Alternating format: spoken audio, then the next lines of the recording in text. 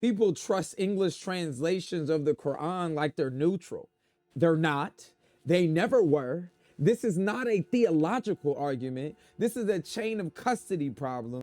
In 1143, the Quran is translated for the first time in a European language. Here's Mr. Robert right here.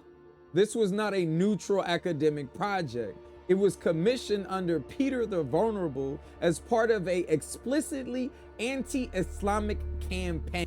Please remember this is during the Crusades. The goal was not understanding, the goal is refutation. They wanted to refute this thing. It was framed as a book of a false prophet. It mattered because from that moment on, Europe does not encounter the Quran through Arabic, it encounters it through Latin. Europe never leaves the framework that Keaton is going to present. They only edit from Latin translation.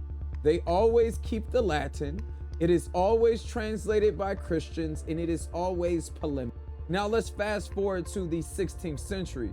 The Reformation has exploded and printing presses are everywhere. In what text does Europe choose to publish?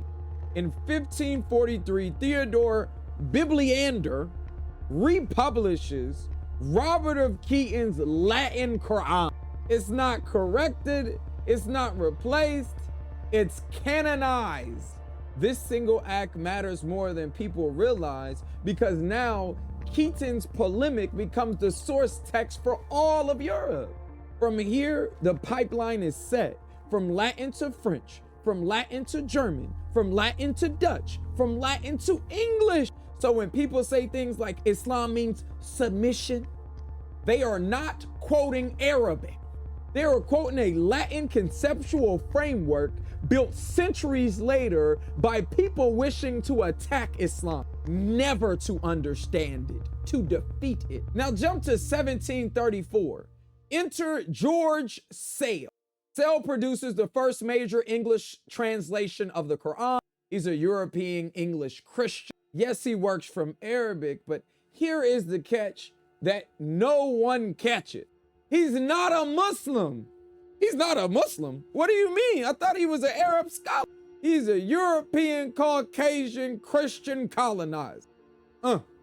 He inherits centuries of Latin framing, and his translation becomes the go-to English Quran for over 100 years. For 600 years, they call Islam Samismo. His title alone tells you his posture. The Quran, commonly called El Quran of Mohammed. That sounds like a European.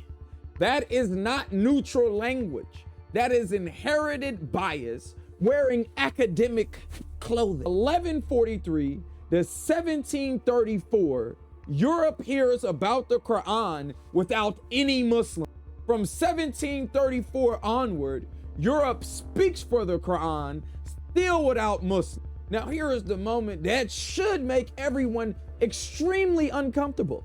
The first widely accepted translation by a Muslim does not appear until 1930 by another European Caucasian, Marmaduke Pickthall. He looks so scholarly. Look what he does differently. He refuses to call his work the Quran. He calls it the meaning of the glorious Quran. He's not being modest. He's being methodically honest, to be specific. Pickthall is saying this is not the Quran. This is my attempt to convey the meaning of the Quran. So the Arabs still didn't translate it for us? That go crazy. And again, notice the pattern. Heavy footnotes, extensive commentary, constant reminders that Arabic cannot be collapsed into English. So let's put the full timeline on the table now. In 1143, Robert of Keaton makes the Latin version. 1543, Bibliander republishes Keaton.